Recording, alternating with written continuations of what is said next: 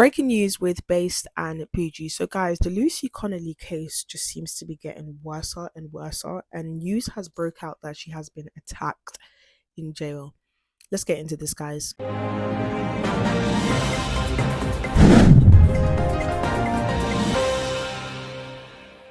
Reported that Lucy Connolly has actually been left with bruises after being dragged up 3 flights of stairs while serving her prison sentence. Tice, who visited Connolly at HMP Petersworth, said the former childminder has been stripped of privileges by a prison officer. The mother of 2 was sentenced to 2.5 years in prison last year for a tweet she posted in the wake of the Southport, where she called for mass deportation now, adding set fire to all the hotels housing asylum seekers. For all I care, if that makes sense, so be it. And guys, fun fact, she actually deleted the tweets probably less than an hour later when she realized, she was just acting out of emotions. Because I'm not being funny, guys. When you've just heard that 3 babies were slaughtered by an terrorist and the media's trying to cover it up, yes, naturally you're going to get angry, especially if you are a childminder, meaning your job is to be around children, okay? Me, I used to work as a teacher's assistant, and I know how innocent children are. So children that's where I can't, it hits a nerve for me. It hits a nerve. So Dan Wotton reported that the reason why this happened is because they tried to move Lucy Connolly to a different wing, and this wing had a lot of violent offenders. It had feces everywhere, and apparently someone even died in that cell. And this is the wing they was trying to move her into. Someone who's not a criminal, who's not a murderer, and is only guilty for being white, if we're going to keep it a buck. Because how many people do you see out there posting horrific tweets, racist comments, comments about colonizing the UK and Islamifying the UK, those and transgenders posting about harming kids, and nothing is ever done. But when white people just say they want their country back, oh, let's throw them in jail. Yes, she got arrested because she was white, and I'm going to say that boldly, okay? And now she's being thrown into a cell. If it wasn't bad enough that she was in jail, it's bad enough that they are now trying to move her to a cell where there's feces, where there's more violent criminals in that wing, and someone also committed suicide. Yeah, I'll be screaming for you to not take me there too. So maybe she might have resisted, and she told them, she just doesn't deserve this, and they forcefully dragged her up or down, I'm not sure what the details are, 3 flights of stairs. This is such an embarrassment for Great Britain. Like, if you want to know how down bad Great Britain is and how much we've fallen, this case alone, and this is why I started off this video saying the case of Lucy Connolly is a representation and is symbolic of just how down bad this country has become. What we're seeing with Lucy Connolly, this is what used to happen during Africa in the 60s. If you spoke out against the government, if you spoke out against the establishment, they throw you in jail, or sometimes they would even assassinate you. Okay, and we're seeing this now here in Great Britain. This should scare everybody. It doesn't matter if you're white or black. This should scare you that if you go against the establishment, if you have your own thoughts, and if you tweet it, I mean, social media should never be taken seriously like that. And the leader, you could be thrown in jail. This is an embarrassment for our country, and honestly, it's made me want to start thinking of my 2-year plan to start leaving the UK. Now, this is what Richard Tice had to say about his visit to see Lucy Connolly. Hours after her removal to the new wing, she was starved, not given lunch or dinner, no food. Richard Tice joins us on the phone now. Richard, thanks. How are you? Well, I am fine, thank you, but it's been quite a interesting day, to say the least, visiting Lucy Connolly in prison. And on one sense, credit where credit's due. Until last week, actually she'd been treated well, with professionalism, and really no complaints at all. By all accounts, she'd been a model prisoner.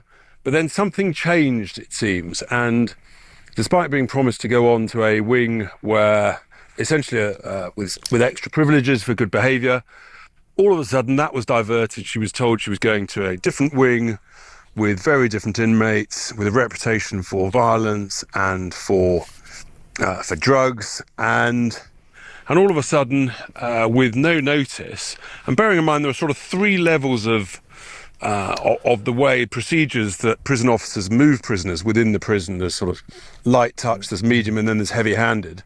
All of a sudden, 6 or 7 officers literally just jumped on her, pushed her to the ground, manhandled her, arms behind the back, very tight handcuffs indeed, and literally dragged her in that position, what they call where you're sort of bent double, you're bent over, dragged her up 3 flights of stairs to this new wing. And for a few days, she was essentially put in sort of a version of solitary confinement. And the whole thing completely inexplicable, very shocking for her, and totally different to the experience she'd had before. Starved, handcuffed, not given lunch or dinner, no food.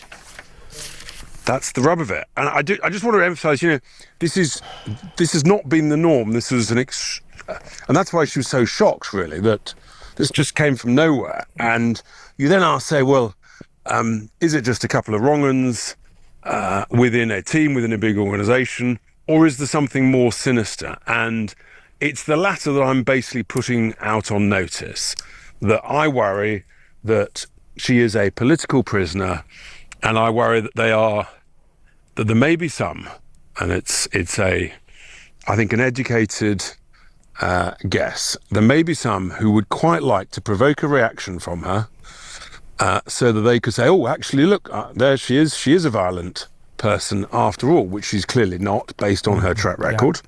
Yeah. And then, I've put it out there, and I will say it live on air. It's not beyond the wit of man that in a wing that has a reputation for lots of drugs, brought in by the likes of drones and things, it's not beyond the wit of man that all of a sudden someone plants some drugs in her cell, and they happen to get discovered, and therefore she gets she doesn't get the earlier release than she otherwise might. So I'm just putting it out there so that people know. And some people will attack me for being, conspiracy theorist, but frankly, I don't care. Well, she should not be in prison, and I just want to... Again, this is just an embarrassment to this country. This is an embarrassment to Great Britain, that this is the state that we're in. That if you tweet something, you can be dragged away from your child, dragged away from the comfort of your home and your comfortable life. I don't believe that Lucy ever had a criminal record. Just for, can you guys not see that this country is going somewhere dark? Can you guys not see that this country is not being ran by Western culture anymore? It's being run by something else that's completely dark. And we've seen this pattern so many times. We've seen it with Iran, we've seen it with Afghanistan, we've seen it hundreds of times, and yet it's happening here in the UK. When people try to tell you guys this, you guys are too busy labeling us, calling us coons and racists and things like that. This will happen to you too if you do not wake up. What is happening into the UK is that Marxism and communism is creeping in. This is no longer going to be a free country, a free nation. This is going to be a communist nation. But every time we try to tell you guys this, nobody cares. Now, her husband even made a statement. He said, I can't tell you how relieved I am that Richard Tice MP has been to see Lucy. I was gutted when I saw her on Sunday. Her wrists were really bruised. Somewhere weird things have been happening to her inside prison. It's strange because Lucy just likes to get along with everyone and mother of the young ones. My wife has had a 2-tier prison experience. Why has she not been released on temporary license when others have? I don't know who is pulling the strings, but something funny is going on in relation to the way my wife is being treated by the prison service. Can you imagine what it's like for me as her husband hearing what is happening to my wife and what she is having to deal with, and I can't do anything to protect her? I'm horrified by some of the things she has told me. I really worry about Lucy. I'm so thankful to Richard Tice for going to check on her safety as an MP, and I feel reassured that someone like him is looking out for her. It makes all the difference in the world to me. So this has made me really, really hopeful of Reform UK. You guys know I've been having a bit of doubts for Reform UK, but I'm happy to see that, Richard Tice went out of his way to go visit her and also report on her case so the world knows what is actually happening.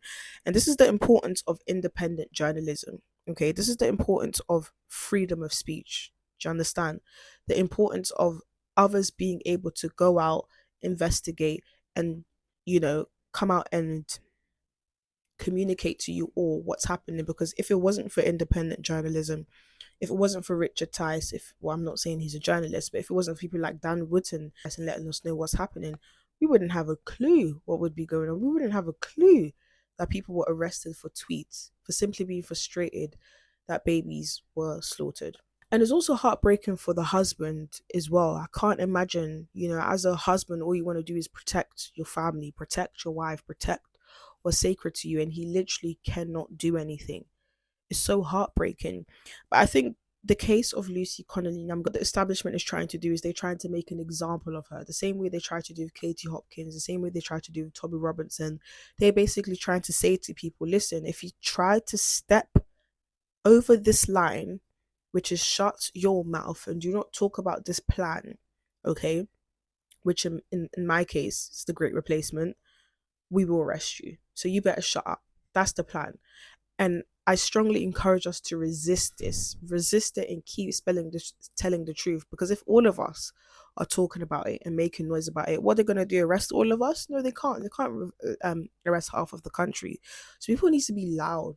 Okay, and this is why I really wanted to start this platform, because again, I wasn't really aware of everything that I'm aware of now.